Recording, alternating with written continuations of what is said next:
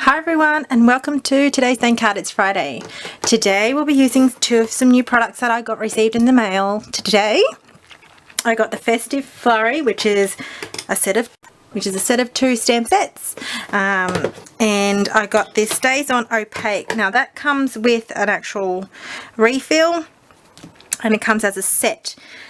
We are going to be stamping on some acetate, so you can't really see it apart from me shining it, and some not quite navy. It is a retired colour, but I'm loving the blues. I'm seeing a lot of blues on the Pinterest and Instagram and Facebook, so I'm just thought I'd continue the blue theme here at my scrap desk. Alright, so let's get started. I'm going to mount my Festive Flurries. So I'll be using the smallest out of this Festive Flurry stamp set, and also from the Snow Swirled, the smallest of the Snowflake on that one. Okay, so I've already, it comes with a little spatula and the refill. It comes non-ink, so you've got to actually ink it up yourself. This Stays On is it's like a pigment ink, but it dries just as quick. Got to be careful you don't wiggle it around too much because it is a slippery surface.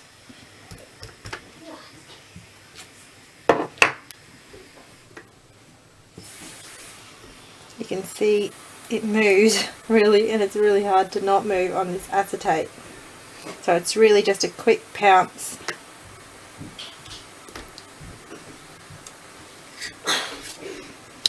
And probably just another little one down the bottom. Alright, so that's going to be the main part of my card. Alright, so I'll just pack this away. Now, remembering this is a Stays On ink, so it's like the jet black, you've got to use your Stays On cleaner. Okay, so I've got my Encore Silver ink. It's been making an appearance lately on my videos, and I have got the second largest of the Festive Flurry. I'm going to place that on its back. Now the cardstock underneath, it's Bashful Blue, which is another retired, so you could use like a soft sky. I'm using what I've got in stock. So that's inked up nice and juicy. It's a pigment ink. I'm going to press that down quite firmly, and I'm going to press it down for a little bit longer than I normally would with a normal dye ink. I just want to make sure, since it sits on the surface, the pigment inks, it needs to take time going through and drying on top of the cardstock. So I'm going to let that dry, and then I'm going to run it through the Big Shot. Now I've got my Not Quite Navy ink and also my Whisper White cardstock.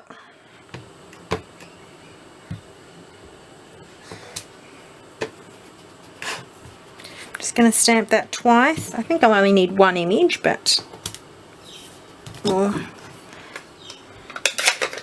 okay, so I'm going to run all what I've stamped so far through the Big Shot. I have bought the matching coordinating Festive Flurries die.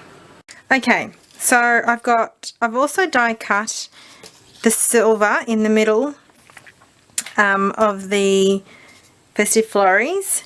So I'm going to adhere that down. Now I'm going to use Tombow Mono adhesive only because of the backing. I just want to make sure it adheres down.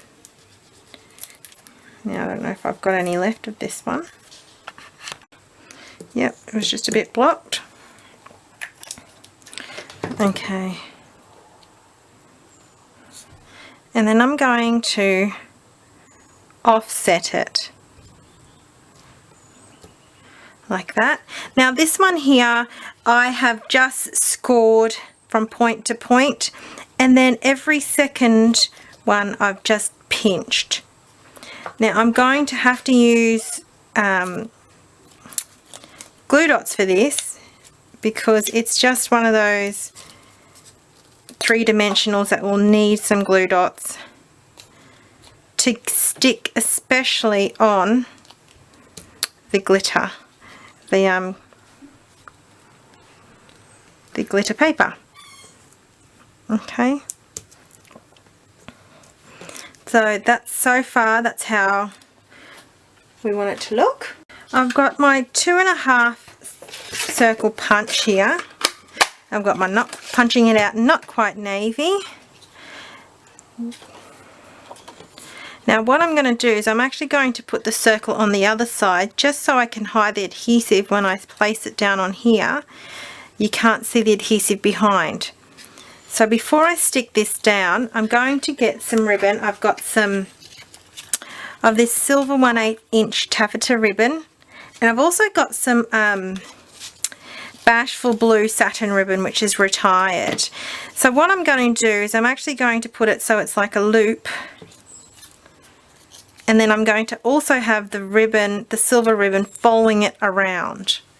The best way I'm going to do that is I'm just going to make a mock one up, and I'm just going to cut it like that. Now, I don't know if you know, but you can get some mini glue dots. Stampin' Up! Don't have them, but I've got them on hand. And these are baby ones. And I'm going to put them behind the ribbon along the way so I can adhere this down on the satin. So now I know that's actually going to stay on there quite well. And that's going to be like that. And then I'm also going to just put an extra one here at the end, just so it doesn't move while I'm trying to get this on right. Alright, so that's going to move, and that's going to be like that, and you can see how nice that's going to be. So I'm going to put then the normal glue dots from Stampin' Up! One right there.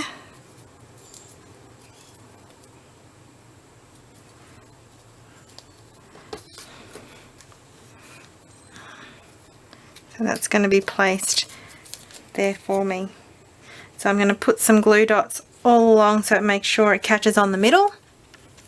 Just placing that down. Now I'm going to straighten it up and make it look a tad even. And now I'm going to stick some dimensionals behind here on either side.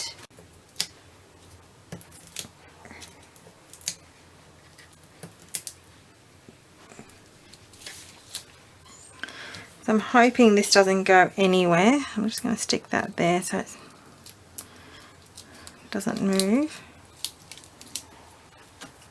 Alright, so this is going to be placed on the acetate, just like so in the middle.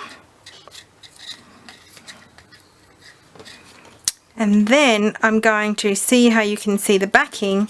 So I'm going to adhere this down at the back there, so you won't be able to see the dimensionals and the ratty side of that. And because it's a perfect circle, you can't even see that through here. So I've got some red sticky strip, and I'm going to place some red sticky strip on my acetate. And I'm going to put 2 rows down because I don't want this moving too much. And making sure it stays intact. So I'm going to, now I know you can see this so far, but what I've also got is some designer series paper to cover the backing of that. So that's going to be, hang on, I put that a little bit wonky so before I press right down. And now I've got some designer series paper that I've also put red sticky strip on. If I can get, I've got nails, and even then sometimes it's still hard to get the red sticky strip off. Right, so I'm going to cover that